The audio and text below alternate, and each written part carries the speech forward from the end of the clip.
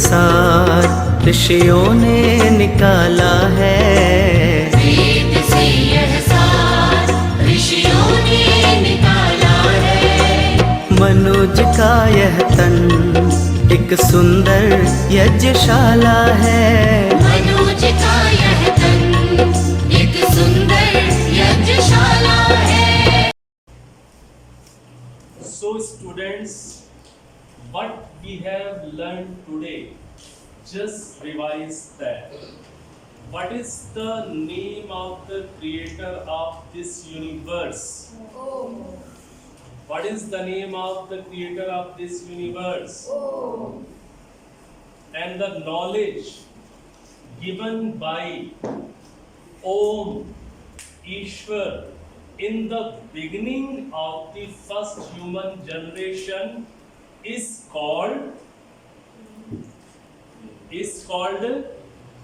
Veda. We have understood today what is the meaning of Veda.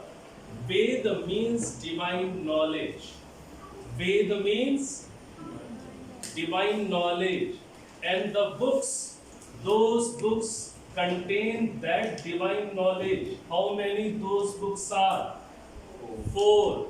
And the name of those books are Rig Veda. Repeat with me. Rig Veda. I am not hearing your sound. Rig Veda. Haven't you taken today breakfast? नहीं कुछ खाया आज? So repeat loudly. Rig Veda. No, again, put some energy. Rig Veda. Yajur Veda. Sam Veda. Atharva Veda.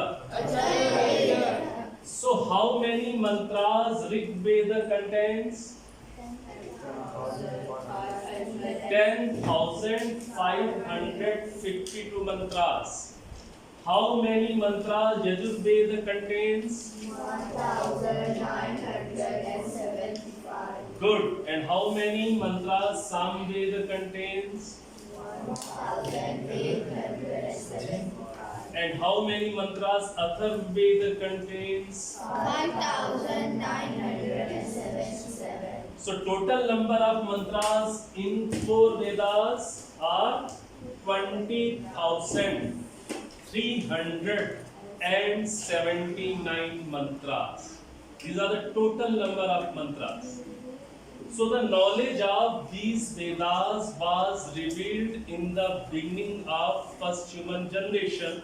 So it was revealed in the beginning. So would this knowledge contain any kind of history? Would these Vedas contain any kind of history? Yes or no? Yes or no? Not getting. Yes or no? No. Any kind of human history? No. Any kind of geographical history? No. So the divine scriptures, divine knowledge never contains any kind of history.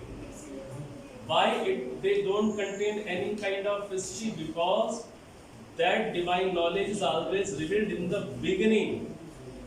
Why it is revealed in the beginning?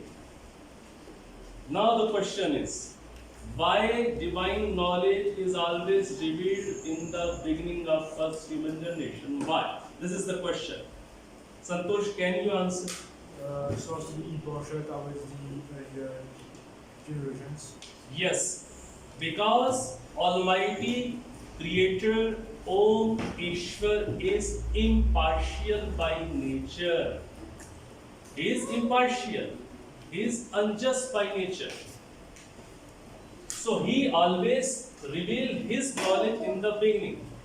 If he reveals his knowledge in between in the creation, then the previous human generation will be deprived of that divine knowledge. Is this point clear? Then the previous generation will be deprived of the divine knowledge. That's why always divine knowledge is is revealed in the starting, in the first human generation. Is this point clear? And the divine knowledge will never contain any kind of history.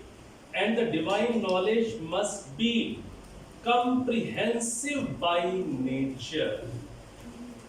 This is very important point to note down. The divine knowledge must be comprehensive by nature. Comprehensive means it must contain both kind of knowledge. Spiritual knowledge as well as physical knowledge. So it must be comprehensive. Is it clear? Santosh, this point clear? Yes, It must be comprehensive by nature. It must contain both kind of sciences. Both kind of sciences means physical sciences as well as metaphysical sciences. Metaphysical sciences means spiritual sciences.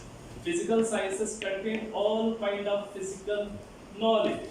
Mathematics, physics, chemistry, all that kind of physical knowledge is found in seed form in Vedas.